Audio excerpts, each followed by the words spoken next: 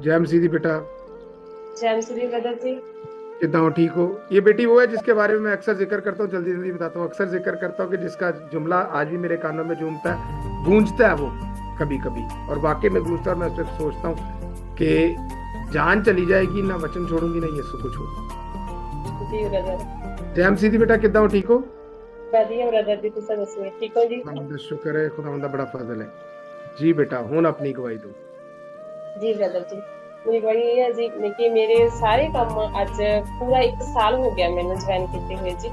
ਸਾਰੇ आमीन। ਕੰਮ ਜਦ ਮੇਰੇ ਡਨ ਹੋ ਗਏ ਆ। ਕੱਲ ਬੇਟੇ ਦੇ ਨਾਲ ਜਿਹੜੀ ਪ੍ਰਾਪਰਟੀ ਸੀ ਆਪਾਂ ਕਰਵਾਉਣ ਦਾ ਕਹਿੰਦੇ ਸੀ, ਕੱਲ ਉਹਦੀ ਵੀ ਰਜਿਸਟਰੀ ਹੋ ਗਈ ਹੈ ਜੀ। आमीन आमीन आमीन, सारा इज्जत जलाल खुदा ਨੂੰ ਦੇਣੇ ਆ। ਬੇਟਾ ਥੋੜਾ ਜਿਹਾ ਦੱਸੋ ਸਭ ਨੂੰ, ਤਾਂ ਕਿ ਸਭ ਨੂੰ ਪਤਾ ਚੱਲੇ ਕਿੰਨਾ ਟਾਈਮ ਲੱਗਾ ਔਰ ਤੁਸੀਂ ਕਿਸ ਵਿਪਤਾ ਚੋਂ जी ਲੰਘ ਕੇ ब्रदर ਆਏ।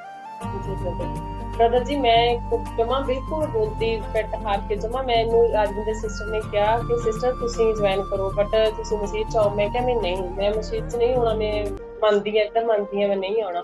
बट ब्रदर मैं रो के जो मैनू मैनू मेरी मैरिज में 11 साल हो गए आ। मेरी लड़ाई झगड़े में फैमिली च 10 साल चल रहे थे। मेरे कोर्ट कचहरी के चक्कर बहुत ज्यादा रौन लग गए ਤੇ ਮੈਨੂੰ ਐਵੇਂ ਲੱਗਦਾ ਸੀ ਵੀ ਕਿੱਥੇ ਜਾ ਕੇ ਮੈਂ ਕਰਾਂ, ਵੀ ਮੇਰਾ ਇਹ ਸਾਰੇ ਪੂਰੇ ਮਿਸ ਹੋ ਜਾਣ ਕੰਮ ਮੇਰੇ, ਮੈਂ ਕੀ ਕਰਾਂ। ਬ੍ਰਦਰ ਐਂਡ ਜਮਾ ਆ ਕੇ ਫਿਰ ਰਾਜਵਿੰਦਰ ਸਿਸਟਰ ਨੇ ਮੈਨੂੰ ਕਿਹਾ ਤੁਸੀਂ ਮਸੀਹ ਚ ਆਓ ਤਾਂ ਸਹੀ। ਫਿਰ ਮੈਂ ਇੱਕ ਦਿਨ ਰੋ ਕੇ ਇਹਨਾਂ ਨੂੰ ਕਿਹਾ, ਮੈਂ ਕਿਹਾ ਤੁਸੀਂ ਮੈਨੂੰ ਜੁਆਇਨ ਕਰਾ ਲਓ ਸਿਸਟਰ, ਪਲੀਜ਼ ਮੈਨੂੰ ਜੁਆਇਨ ਕਰਵਾਓ। ਜੁਆਇਨ ਕਰਵਾਇਆ ਬ੍ਰਦਰ ਜੀ। ਵੀਰਪਾਲ ਸਿਸਟਰ ਨਾਲ ਗੱਲ ਹੋਈ, ਉਸ ਤੋਂ ਬਾਅਦ ਮੇਰੀ ਤੁਹਾਡੇ ਨਾਲ ਗੱਲ ਹੋਈ। ਤੁਸੀਂ ਮੈਨੂੰ ਸਾਲ ਦਾ ਟਾਈਮ ਦਿੱਤਾ ਸੀ ਬ੍ਰਦਰ ਜੀ, ਪੂਰੇ ਐਨ 1 ਸਾਲ। ਅੱਜ 1 ਮੰਥ ਹੋ ਗਿਆ, ਮੇਰੇ ਸਾਰੇ ਕੰਮ ਡਨ ਹੋ ਗਏ, ਬੱਚੇ ਦੇ ਨਾਲ ਪ੍ਰਾਪਰਟੀ ਵੀ ਹੋਈ। ਜਿਵੇਂ ਜਿਵੇਂ ਮੈਂ ਪ੍ਰੇ ਕਰਦੀ ਗਈ ਤੁਸੀਂ ਮੈਨੂੰ ਦੱਸਦੇ ਗਏ ਸਿਸਟਰ ਅੱਜ ਏਦਾਂ ਕਰੋ ਏਦਾਂ ਕਰੋ, ਏਦਾਂ ਪ੍ਰਿਆ ਤੁਹਾਡੇ ਲਈ ਆ ਵਚਨ ਸਹੀ ਆ, ਅੱਜ ਤੁਹਾਡਾ ਆ ਕੰਮ ਹੋ ਜਾਊਗਾ।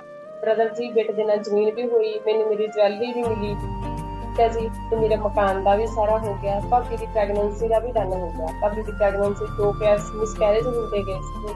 ਮੈਂ ਤੁਹਾਡੇ ਨਾਲ ਪ੍ਰੇ ਕਰਵਾਈ, ਤੁਹਾਨੂੰ ਦੱਸਿਆ ਕਿੱਦਾਂ। ਦੇਖੋ ਭਾਬੀ ਦਾ ਕਹਿ ਰਹੇ ਸੀ ਵੀ ਯੂਟਰਸ ਰਿਮੂਵ ਹੋਏਗਾ, ਬਟ ਤੁਹਾਡੇ ਪ੍ਰੇ ਕਰਨ ਦੇ ਨਾਲ ਬ੍ਰਦਰ ਸਾਰਿਆਂ ਦੀ ਆਪਣੀ ਮਸੀਹ ਚ ਜਿੰਨੇ ਵੀ ਹੈ ਸਾਰਿਆਂ ਨੇ ਪ੍ਰੇ ਕੀਤੀ। ਥੈਂਕ ਯੂ ਪਰਮੇਸ਼ਰ ਤੁਹਾਨੂੰ ਸਾਰਿਆਂ ਨੂੰ ਬਰਕਤ ਦੇਵੇ।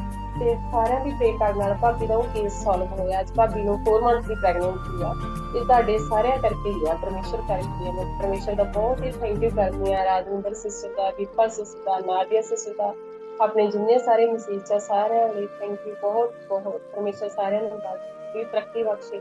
ਤੇ ਸਭ ਤੋਂ ਵੱਡੀ ਜਾਂਦਾ ਹੈ ਮੇਰੇ ਬ੍ਰਦਰ ਨੂੰ, ਜਿਨ੍ਹਾਂ ਦੀ ਵਾਲਸਤ ਜਿਨ੍ਹਾਂ ਦੇ ਕਰਕੇ ਮੈਂ ਇੱਥੋਂ ਤੱਕ ਪਹੁੰਚੀ। ਬ੍ਰਦਰ ਕੱਲ ਜਿਹੜਾ ਕੰਮ ਡਨ ਹੋ ਗਿਆ, ਬੇਟੇ ਦਾ ਰਜਿਸਟਰੀ ਬਸ ਆਪਣੀ ਲਾਸਟ ਤਰੀਕ ਬਚੀ ਹੈ ਇੱਕ ਕੋਰਟ ਚੋਂ। 10 ਸਾਲ ਦਾ ਸੰਘਰਸ਼ ਬ੍ਰਦਰ 1 ਸਾਲ 1 ਮੰਥ ਦੇ ਵਿੱਚ ਕੰਪਲੀਟ ਹੋ ਗਿਆ।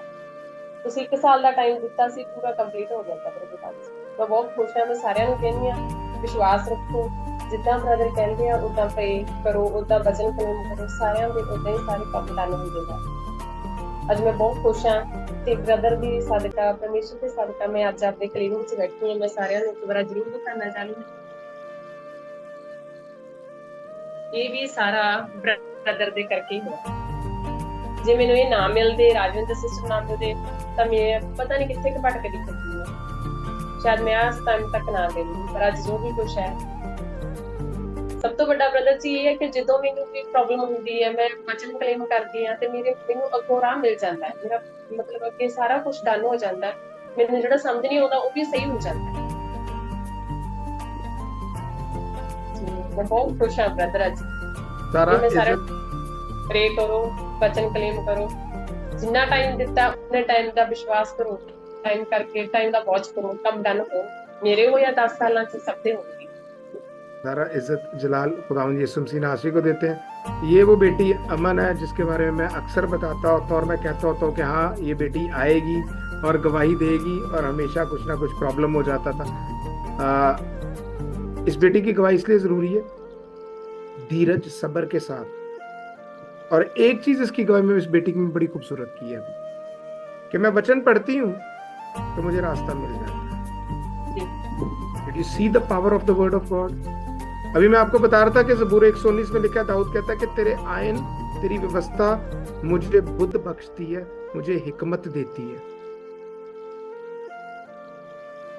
इस बेटी का जुमला मुझे भूलता नहीं है, और मैं जब तक जिंदा हूं मुझे नहीं भूलेगा, क्योंकि मुझे सोचना पड़ गया कि अदनान साहब तुसी मसीह कराने से पैदा हो, क्या आपका तुम्हारा ईमान भी ऐसा है जैसे इस बेटी का? उसने कहा था मैं वचन नहीं छोड़ूंगी, ना यीशु को छोड़ूंगी, जो मर्जी हो जाए नहीं छोड़ूंगी। और खुदावंद ने आज सारी बरकतें जो 10 साल में नहीं थी वो सब की सब दे दी। ईमान इस बेटी का सबसे इंपॉर्टेंट है। उसके बाद मिलकर दुआ, हाँ जी बिल्कुल, रफाकत मिलके दुआ है। तीसरी बात, हाँ ये बात दुरुस्त है कि इस बेटी ने वचन नहीं छोड़ा और वचन ने सारा रास्ता बनाया। सो इज्जत जलाल खुदावंद यीशु मसीह नासरी को देते हैं।